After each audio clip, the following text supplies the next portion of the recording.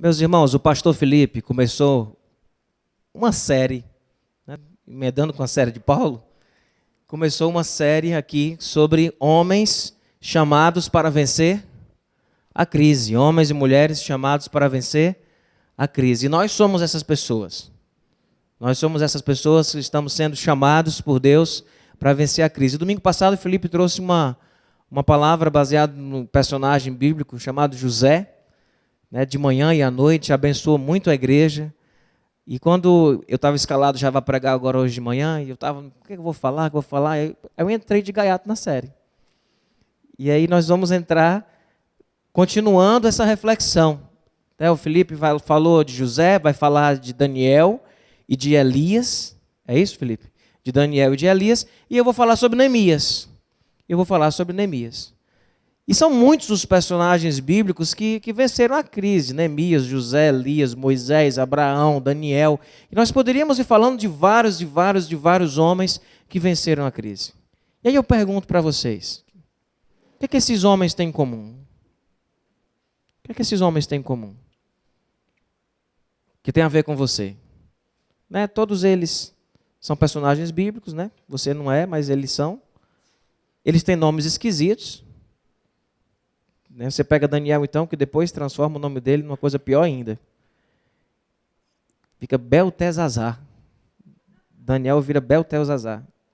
Mas existe uma coisa comum na vida desses homens, que existe também na vida da gente. Eles passaram por crise. Todos eles passaram por crise. E nós também passamos por crises. Como o Felipe falou domingo passado, não de forma desavisada. A crise, Jesus mesmo já disse, né? No mundo tereis aflições. E às vezes a vida da gente está tudo bem e de repente quebra uma onda em cima da gente. E você leva um caldo. Leva um caldo da vida, vai rolando até a areia, chega lá com areia em todo lugar, dentro do ouvido, porque levou um caldo. E esse ano foi um ano que muita gente levou caldo. E ano que vem, as previsões é de que mais caldos existam e aconteçam. E a cada semana a gente vai escutando uma notícia nova, de alguma coisa que piora um pouco mais ainda o que já está acontecendo. Esses homens passaram por crise.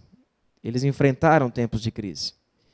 E na palavra de Neemias, é notório como vou acabar repetindo algumas coisas que o Felipe já falou, e o Felipe vai acabar repetindo nos próximos, eu nem sei o que ele vai falar não, mas vai acabar repetindo algumas coisas que eu vou falar hoje aqui. Por quê? Porque existem algumas coisas na história desses homens que se repetem. E esse padrão mostra e revela a postura dos homens de Deus e a postura do Deus desses homens.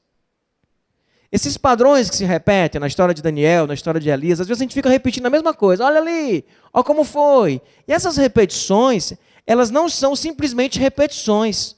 Elas são padrões, são ênfases. Existe, se aconteceu isso com ele, esse conceito fica até mais forte. Não foi só com José. Neemias também passou por isso, a gente vai ver hoje. Não foi só José. Depois, não foi só Elias. Não foi só, foi Daniel também. Daniel também passou por isso.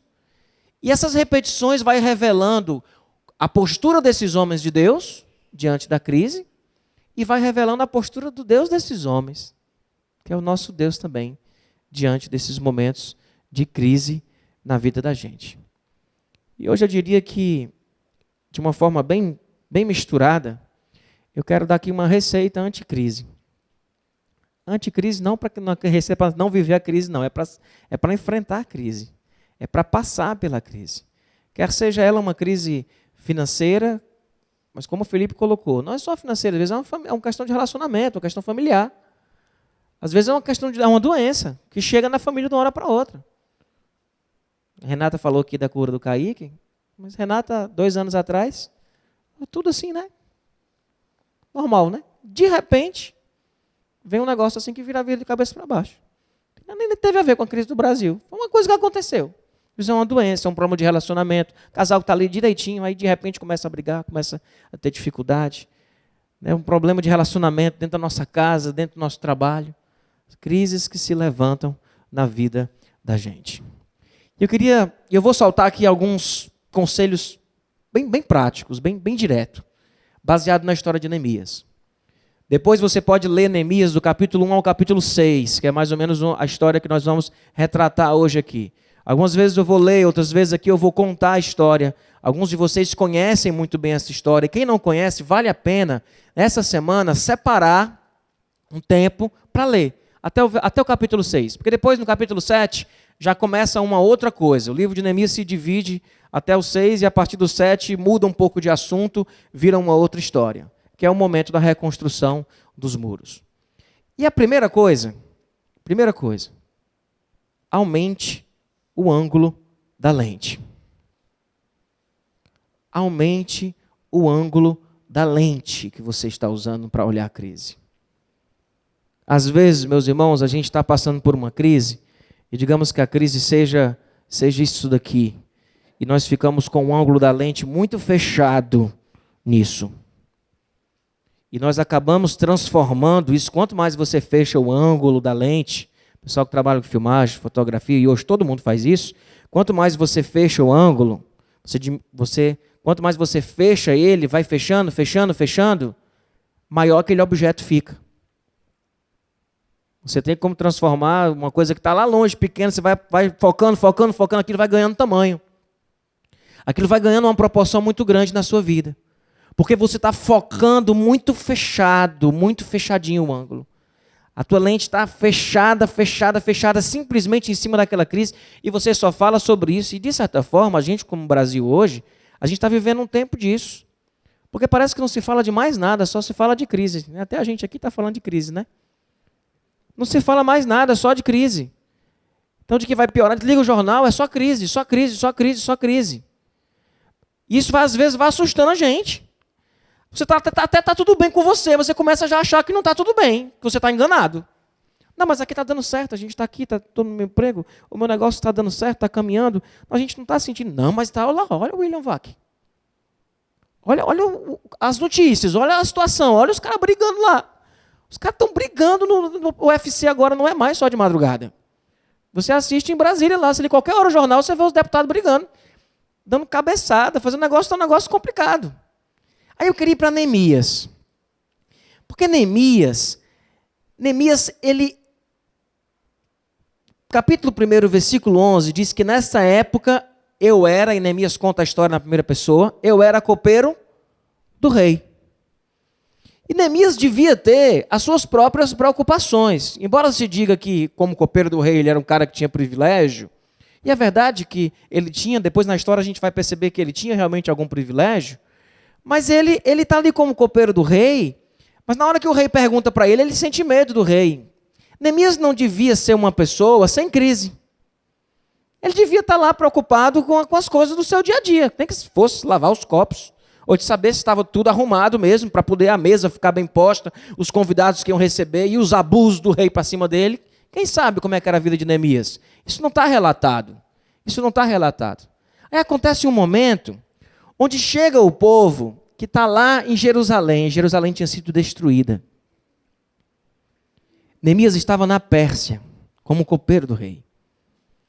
Jerusalém tinha sido completamente destruída. E chega o pessoal, os conterrâneos deles, judeus, e ele pergunta, como é que está lá os nossos irmãos em Jerusalém?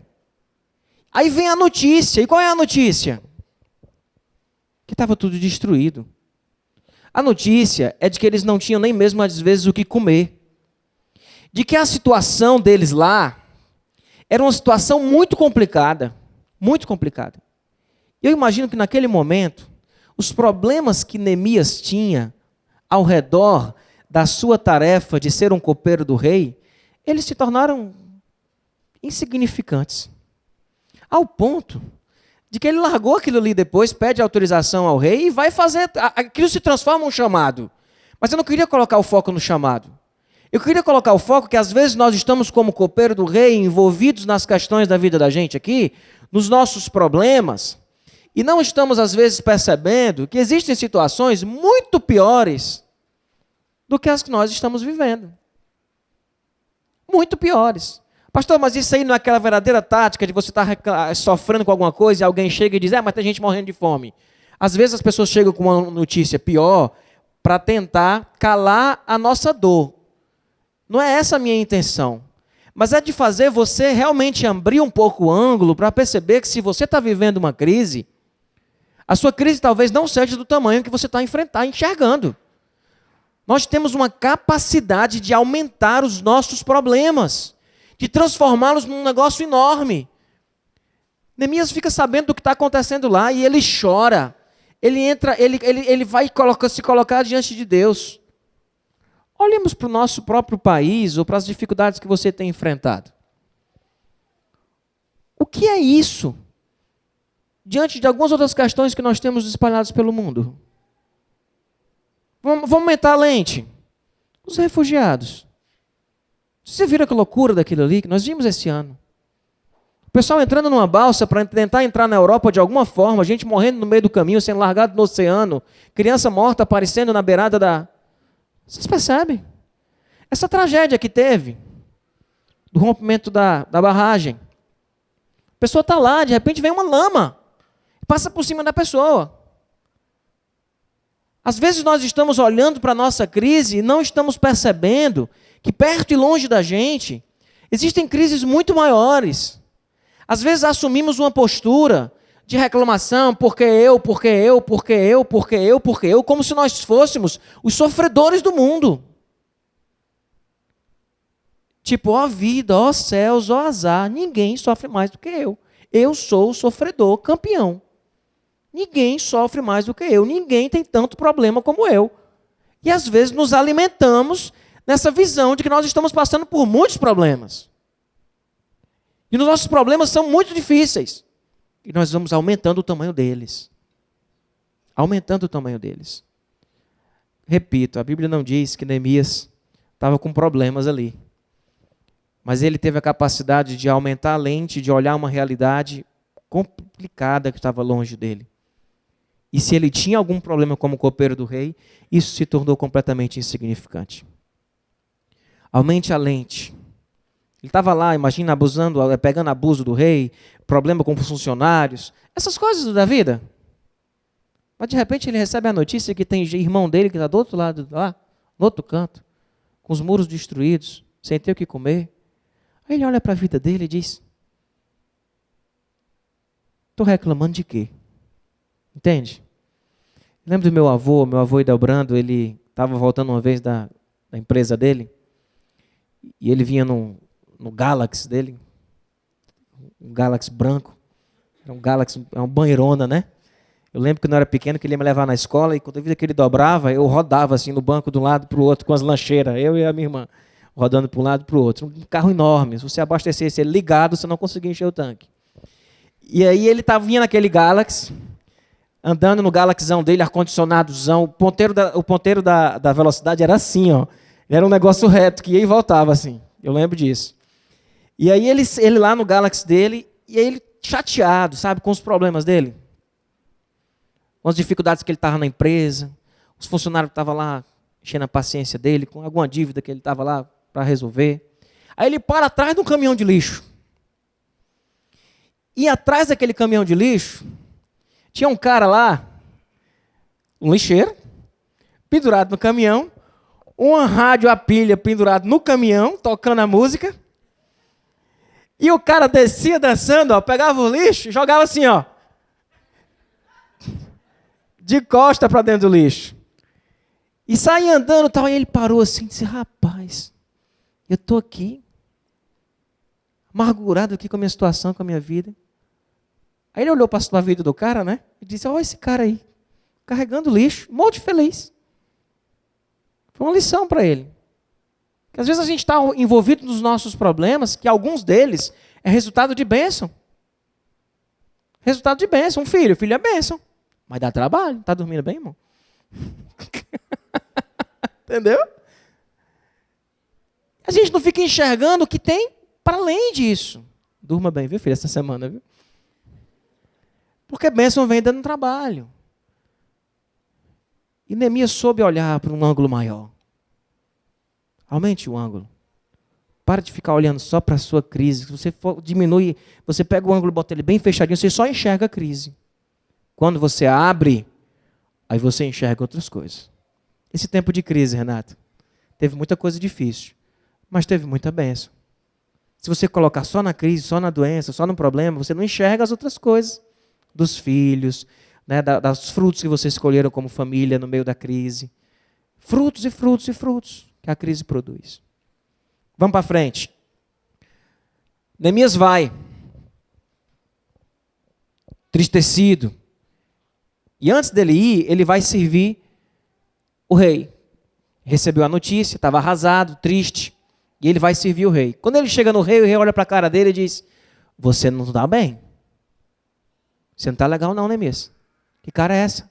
Nunca vi você triste desse jeito. O que está acontecendo? E aí Neemias olha para o rei e diz que ele sentiu medo. Mas aí ele vai e fala: é que o meu povo está assim, assim, assim, lá sofrendo, sem comida. Meu povo está padecendo lá e eu estou arrasado com isso. O rei olha para ele e diz o quê? O que é que eu posso fazer por você? O que é que eu posso fazer por você? Sabe o que é que Neemias faz nessa hora? O texto diz, nós temos a oração mais rápida registrada na Bíblia. O rei olha para ele e diz: o que eu posso fazer por você? E o texto diz que Neemias orou e respondeu ao rei. Foi tipo, valha meu Deus, né? E respondeu. Ele fez a oração: Senhor, me abençoa, e respondeu. Senhor, me ajuda a colocar para o rei com sabedoria agora. E ele colocou. No momento da crise, que nós enfrentamos na crise surgem oportunidades. E nós precisamos pedir a Deus sabedoria. Peça sabedoria a Deus, para você conseguir enfrentar a crise. Eu queria ler com vocês o texto, eu mencionei a história, mas eu queria ler, porque ele é forte. No mês de Nissan, do 20º ano do rei Artaxerxes, na hora de servir o vinho, levei ao rei. Nunca antes eu tinha estado triste na presença dele. Por isso o rei me perguntou: por que o seu rosto parece tão triste se você não está doente? Essa tristeza só pode ser do coração. Com muito medo, eu disse ao rei: que o rei viva para sempre, como não estaria triste o meu rosto, se a cidade em que estão sepultados os meus pais está em ruínas, e as suas portas foram destruídas pelo fogo. O rei me disse: o que você gostaria de pedir? Então orei ao Deus do céu e respondi ao rei: se for do agrado do rei, e se o seu servo puder contar com a benevolência do rei, que ele me deixe ir à cidade de Judá, onde os meus pais estão enterrados, para que eu possa reconstruí-la. Então orei ao Deus dos céus e respondi ao rei. Está passando por um momento de crise, meu irmão? Neemias, quando soube da história, passa um dia orando. Capítulo 1, ele tem uma oração enorme de Neemias. Depois o rei dá uma oportunidade, a oportunidade surge, e ele não hesita em pedir sabedoria a Deus para poder agir. Às vezes a gente quer agir e depois vai pedir para Deus abençoar o que a gente fez. Neemias inverte, ele antes de falar, ele pede, ele ora ao Senhor. Ele reconhece que não era simplesmente a oportunidade do rei, mas que naquele momento ele precisava de oração. Porque qual rei que ia deixar o seu copeiro ir embora para reconstruir um outro povo que no futuro poderia se tornar seu inimigo? Ele precisava não apenas de sabedoria, mas ele precisava que Deus metesse a mão naquilo. E às vezes a gente está numa situação onde não adianta o nosso discurso, não adianta a nossa situação, a gente precisa que Deus dê uma mãozinha, a gente precisa que Deus coloque alguma coisa. Aí ele não simplesmente age, mas ele antes de agir, ele pede a Deus, ele pede ao Senhor, e não apenas sabedoria, mas intervenção de Deus para fazer o que precisava ser feito. Você tem feito isso? Você tem orado? A crise tem uma coisa fantástica, né? Ela bota a gente para orar. Às vezes a gente está na vida da gente, tudo bem, a gente não, nem ora, ninguém. Aí acontece um problema, aí o povo começa a orar. A crise leva a gente, às vezes, a se colocar de joelho, e de joelho nós somos fortes. Já ouviram aquela palavra, aquela frase que diz que é mais fácil você derrubar um homem de joelho do que se ele estiver em pé? O homem em pé é mais fácil de derrubar, mas o homem de joelho é mais difícil você derrubar esse homem, porque ele já está numa postura que é muito mais difícil de ser abatido. Então, de joelhos nós somos mais fortes. E situações na vida da gente que nós temos plena consciência de que nós não vamos conseguir se não for com o Senhor agindo por nós. O rei pergunta: o que você quer que eu faça por você? Ele sabia que não adiantava simplesmente ele falar. Ele precisava que Deus fosse à frente dele. Ele precisava que Deus agisse. Uma outra coisa, meus irmãos, faça parcerias. Neemias não trabalha sozinho. Depois ele pede ao rei o quê? Rei, me dá cartas. Cartas para que eu possa passar nas cancelas. Me dá cartas para que no caminho eu possa usar a tua influência para conseguir madeira, conseguir material, para quando eu chegar lá, eu não chegue de mãos vazias. Eu preciso que o Senhor me ajude, eu preciso que o Senhor nessa parceria que a gente caminhe junto. No capítulo, meus irmãos, 3, quando eles chegam lá na cidade para reconstruir os muros, Neemias fez questão de registrar no capítulo 3 todo o que cada um tinha feito. Ele disse: fulano, como se a gente dissesse assim: a gente construiu uma quadra aqui, irmãos, vamos construir a quadra, e o Breno construiu essa parte aqui da quadra, o outro fez aquilo ali. O capítulo 3, ele vai dizendo o que cada um fez, é o capítulo todo. Ele simplesmente dizendo e mostrando como esta obra, essa crise foi vencida. Não foi simplesmente um homem sozinho, nem foi simplesmente um homem sozinho com Deus, mas foi um homem com Deus e com pessoas. Ele não estava sozinho porque estava com Deus. Ele não estava somente com Deus, ele estava com pessoas. E Neemias faz questão no testemunho dele, de alguém que venceu a crise, de deixar isso muito claro. O capítulo 3 de Neemias chega a ser repetitivo, chega a ser chato de ler, porque ele vai simplesmente fazendo a lista de quem fez o quê. A família tal, o sacerdote tal fez isso, o fulano de tal, da casa tal, eles construíram aquela parte do muro. O muro, a janela, quem colocou a janela foi fulano de tal.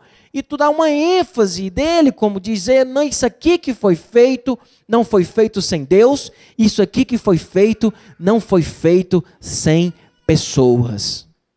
Eu não estava sozinho, pessoas estavam comigo. Não tente enfrentar uma crise no isolamento. Não tente enfrentar uma crise sozinho.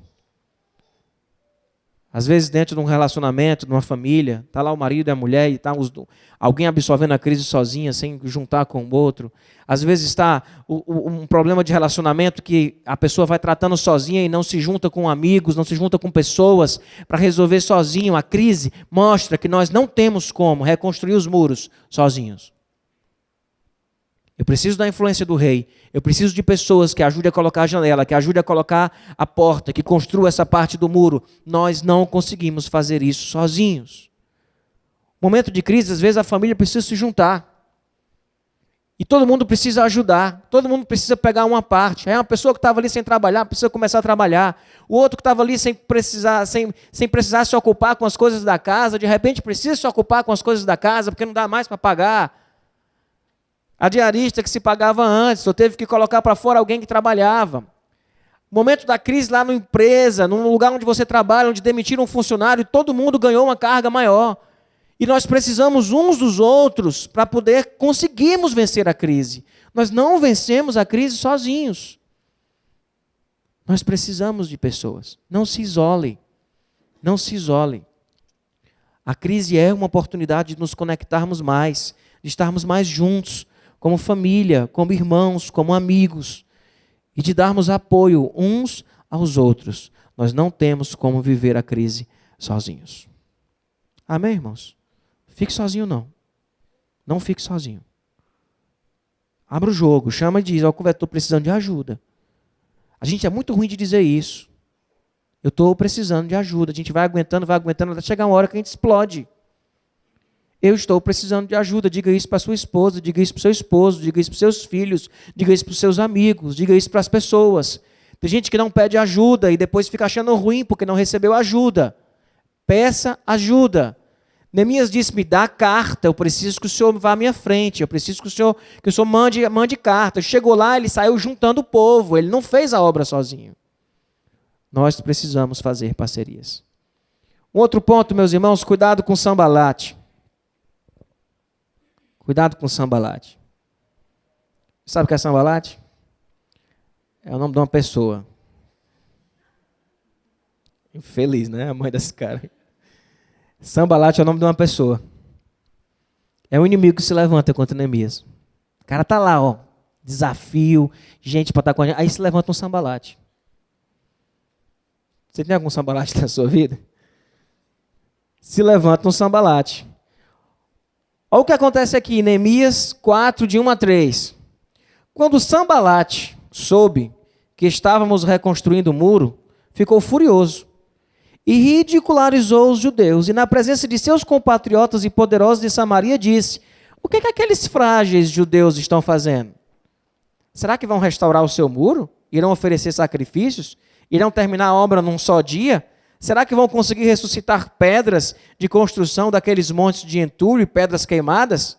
Tobias, o amonita, que estava ao seu lado, completou. E Tobias foi pior que Sambalate.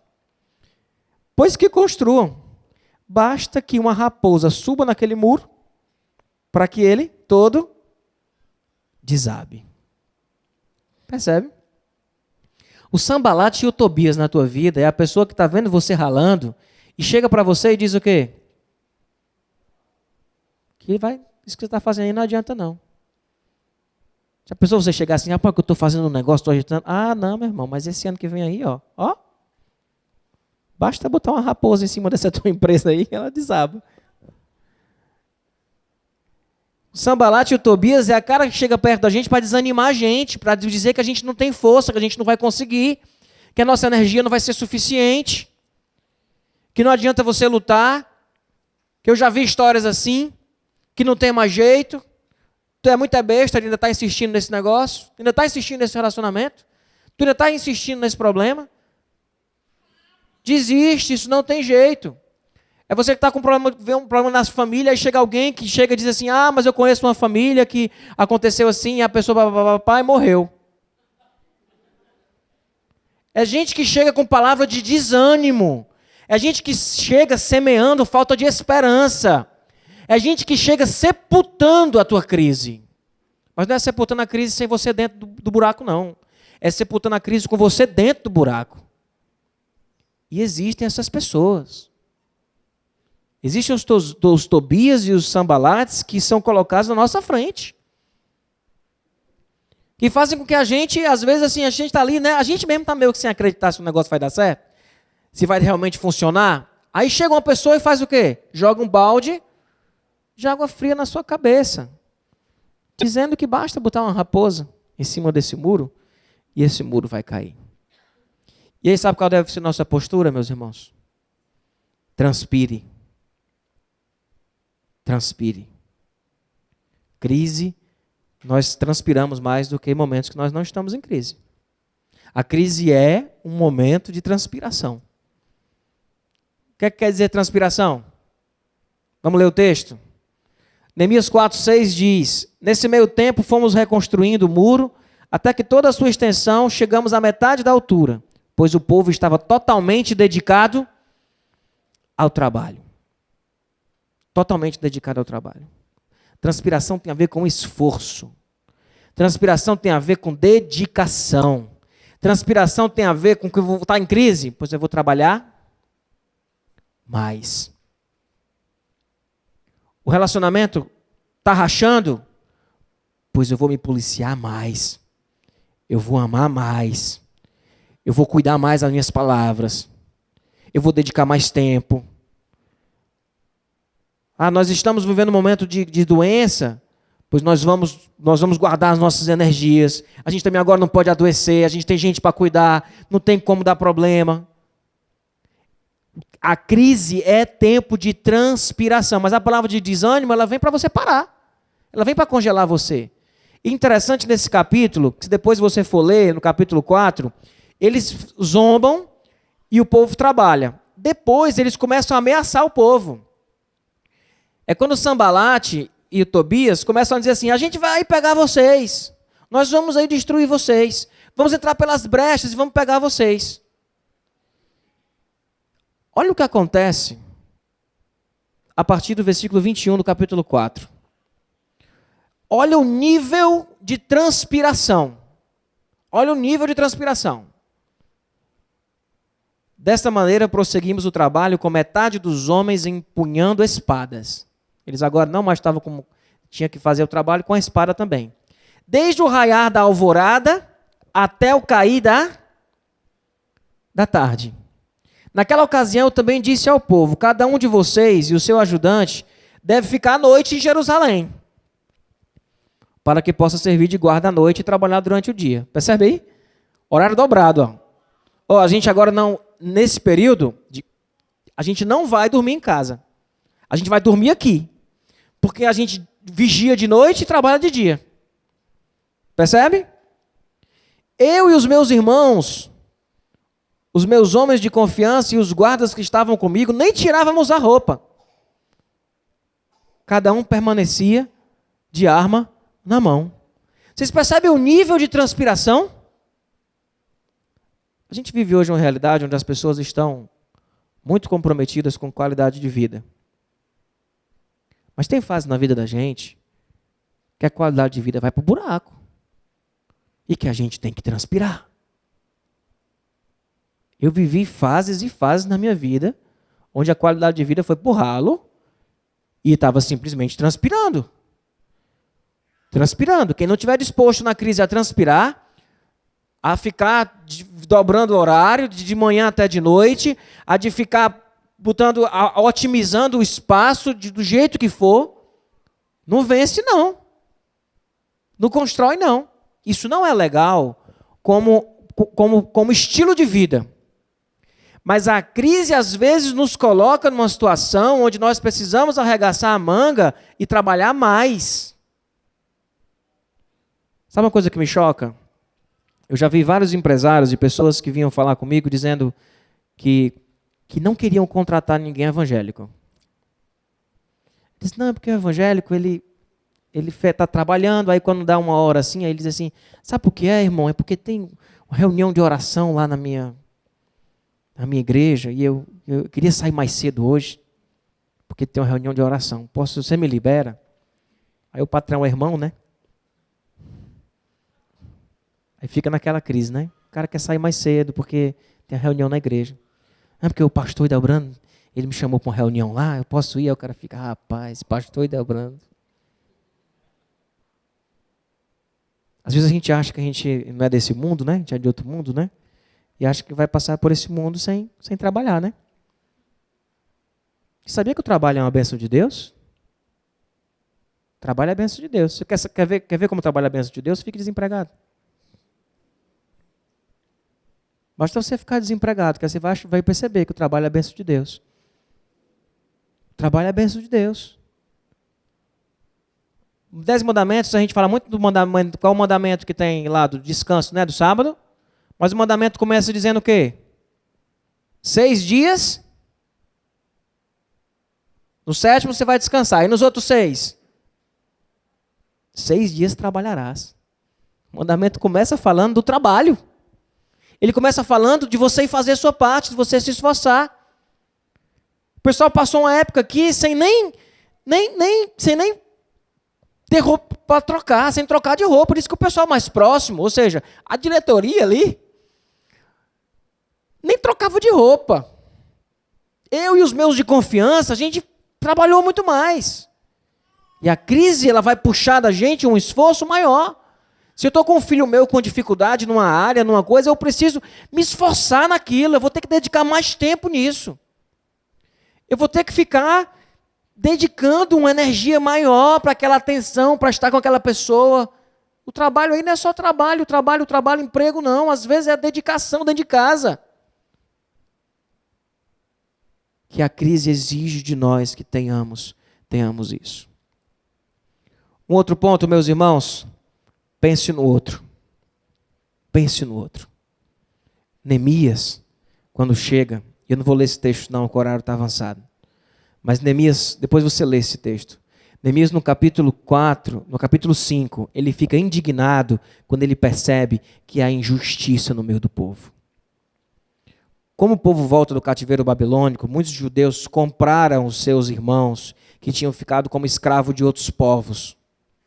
E agora na crise, eles estavam vendendo esses irmãos como escravo para poder ter dinheiro.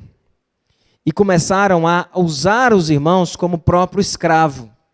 E Neemias chega indignado com isso e diz: desse jeito Deus não vai abençoar a vida da gente. Não enfrente a crise cometendo injustiças. Às vezes a gente, no desespero da crise, a gente sai fazendo coisa que não é lícita.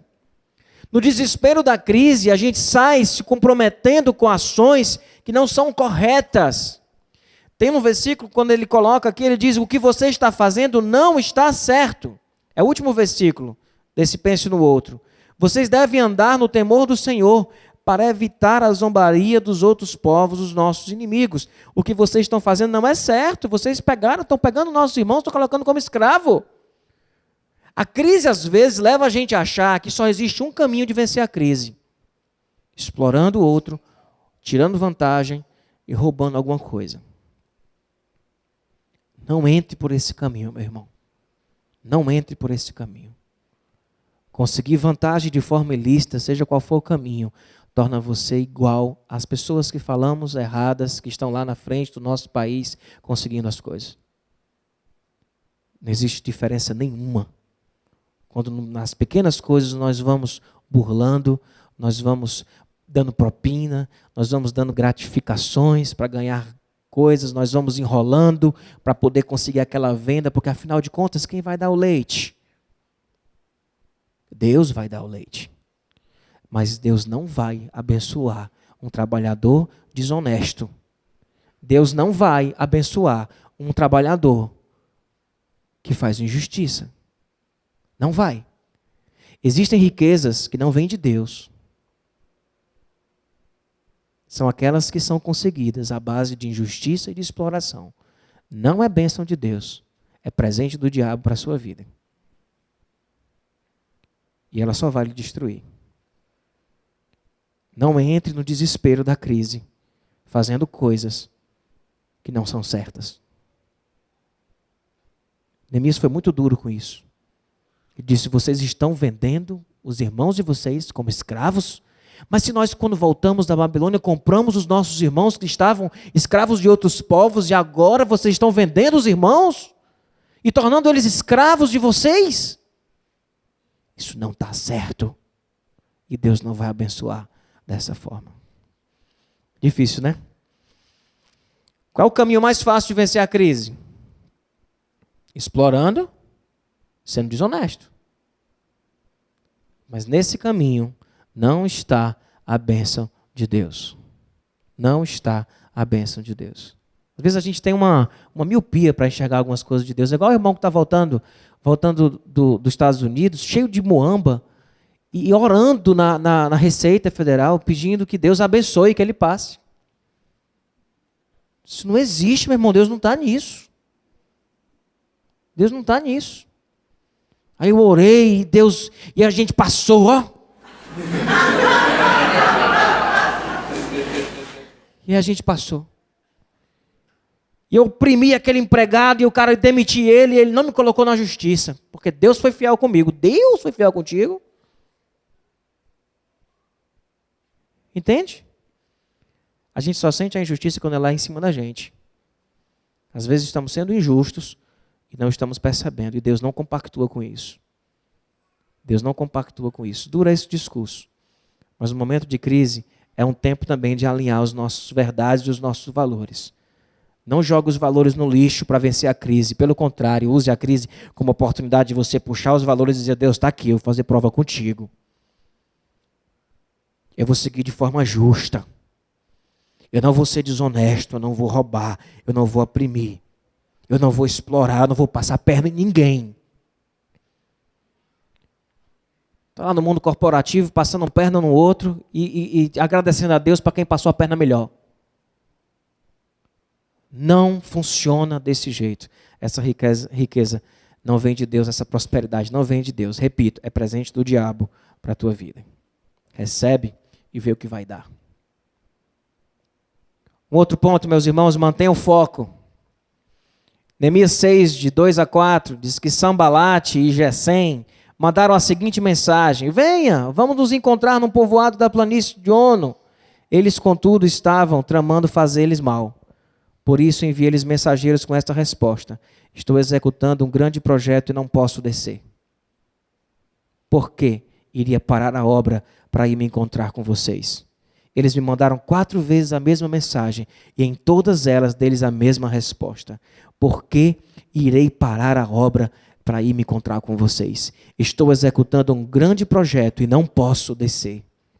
Coloque foco. Vai aparecer coisa no seu dia a dia para distrair você. Para tirar você do foco, do trabalho, do que você tem que fazer. Ele disse, por que eu iria descer daqui para falar com vocês? Eu estou fazendo um grande projeto. Mantenha o foco naquilo que você está vivendo, naquilo que você está fazendo. Que você se destaque no momento da crise como um grande profissional, como um grande empresário. Porque você soube transpirar, você soube escolher os valores corretos. Você orou a Deus pedindo a intervenção dele. Você pediu sabedoria, você pensou no outro. Você manteve o foco naquilo que você estava fazendo e no momento da crise você dobrou jornada.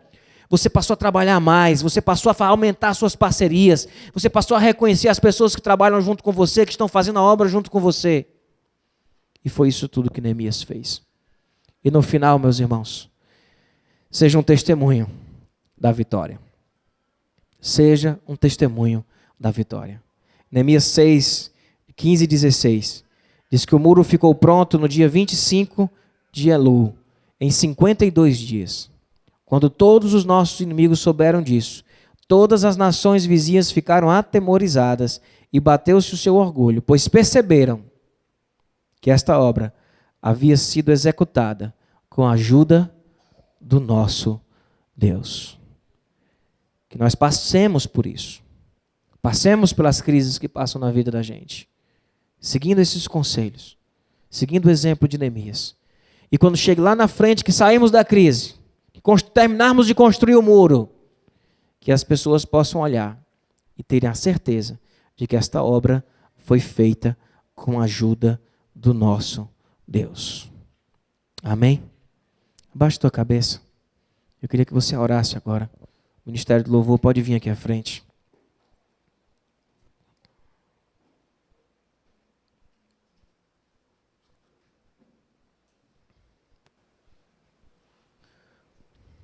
Pedir que apagasse ali a luz. Eu queria que você colocasse agora diante de Deus. Se você tem vivido um momento de crise.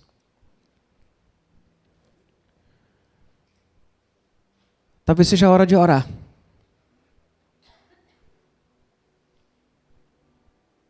Seja a hora de aumentar o ângulo da lente e perceber que o seu problema não é assim tão grande.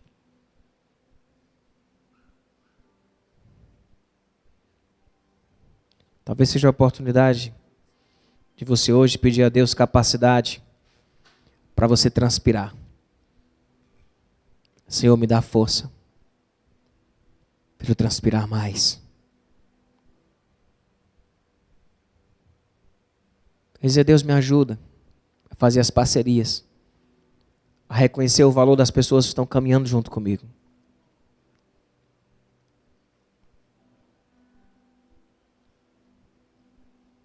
Me ajuda, Pai,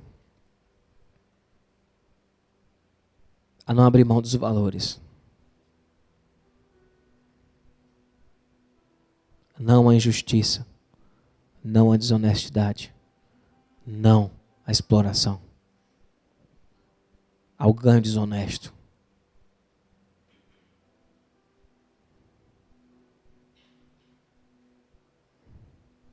Diante das palavras de desânimo, mais trabalho. Diante das ameaças, mais trabalho. E dependência de Deus. E que no final, as pessoas olhem e fiquem espantadas da maneira como você passou a crise. Senhor, nós estamos diante de Ti, Pai. E colocamos a nossa crise nas Tuas mãos. Sabemos, Pai, que se o Senhor não for à nossa frente, em vão estaremos caminhando. Nos abençoa, Pai, nos dá sabedoria, confiança em Ti, nos protege contra os ataques, contra as palavras de desânimo. Nos abençoa, Pai, nos dá a condição na crise de afastarmos a injustiça, a desonestidade do nosso caminho. Purifica nosso caminho, purifica nosso trabalho, num país tão corrupto, numa nação tão corrupta, numa sociedade tão corrompida. Nos ensina, Pai, o caminho da justiça. Nos abençoa, Pai, através desse caminho. Senhor, nós neste momento queremos te pedir força para transpirarmos, para não perdermos o foco, para não descermos do muro por qualquer coisa. Nos ajuda, Senhor, a trabalharmos mais, a transpirarmos mais, e que a vitória venha, Pai, em Teu nome. Podemos enfrentar o que for, porque sabemos que é o Senhor quem luta por nós e conosco. Louvado seja o Teu nome, Pai. Abençoa cada um aqui, na luta de cada um, na batalha de cada um. É a oração que fazemos em nome de Jesus. Amém, Senhor. Amém.